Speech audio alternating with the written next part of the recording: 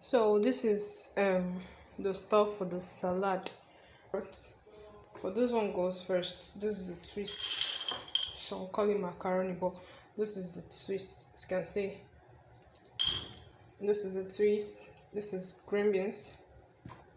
This is the green beans. This right here is the Irish potatoes. This is the bell pepper. I added a little for the flavor.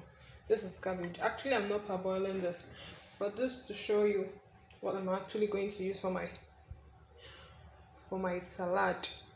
So I'm done with the parboiling. You can see how the Irish potato looks like. The bell pepper changed color. Same with the green beans. And now look at the twist. Then the carrots.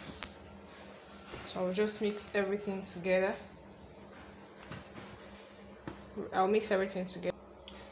I'll be mixing it with my mayonnaise. That's from Jago. The salad is ready.